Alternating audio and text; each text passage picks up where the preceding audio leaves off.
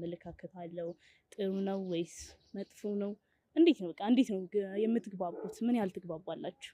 ያው እንደነገረችሽ አንድ ላይ ነው የምናውቀው። ያው ወደ ፍቅር ሲሄዱ ምናምን ያው እኔ ማክሮኝ ምናምን ነው እሷን ስለሚፈራት እና በጣም እኔ እና እሱ እንግባባለን። እንግባባለን ማለት የሆነ ችግር ሲያጋጥመኝም ጀስት ልታማክሩም ትችይው አይነት ሰው ነው እና እናወራለን ብዙ ነገር። ሲጣሉ ያው እንደነገረችሽ ሽማግሌ እኔ ነኝ፣ ማንም አይገባም መሀላቸው። ሌላ ሰው ከገባ ሌላ ነገር ስለሚሆን እኔ እንትን እኔ ማስታረቃቸው እና በቃ እንደዛ ነው ይቻላል። እና በጣም እንግባባለን፣ እንደዋወላለን፣ ሶሻል ሚዲያ ላይ ምናምን እናወራለን። እሺ እስኪ አሁን ስለ ፍቅረኛሽ ባህሪዎች ትነግሪኛለሽ? ያው ደስ የሚሉ ነገሮች አሉት እውነት ነው፣ ግን ምን የሚያሳይሽ ወጣ ያለ ባህሪ የሚያሳይሽ ነገር አለ? ያው ብዙ ወጣ ያለ ነገር የለውም።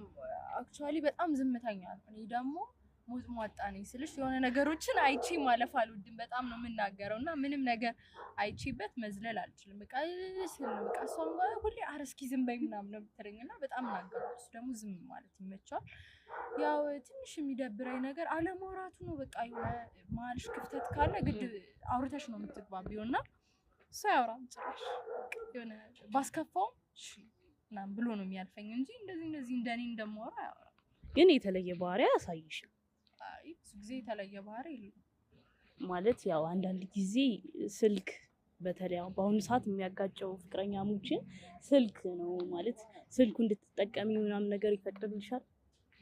እሱ ነገር የኔም ጥያቄ ነው ስልሽ ብዙ ጊዜ የሆነ ስልኩንም ለመጠቀም አልፈልግም፣ ግን ደግሞ ስልኩም ያው ስልኩንም አይሰጠኝም ነው ሁለቱንም። በቃ ስልኩንም ብዙ ጊዜ ለመጠቀም አልፈልግም፣ ግን የሆነ ድንገት እንኳን ብነካው የሆነ በቃ ትንሽ ይቀማኛል ምናምን፣ ግን ያው ብዙ ኬር አልሰጠም።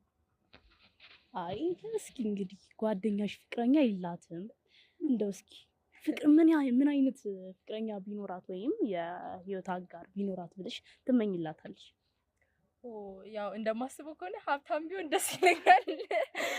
ምክንያቱም ያው ትንሽ ቀበጥ ስለምትል ያው እሷንም ዘና አድርጎ ለማኖር ያው እንዳትጎዳብኝም።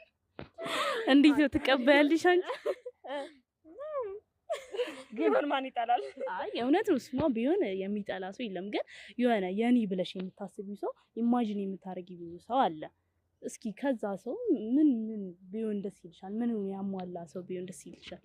በቃ ጨዋ የሆነ ዝምተኛ የሆነ ብዙም ይሄ ማለት ለነገሮች ይሄ ፍጥን የማይል አይነት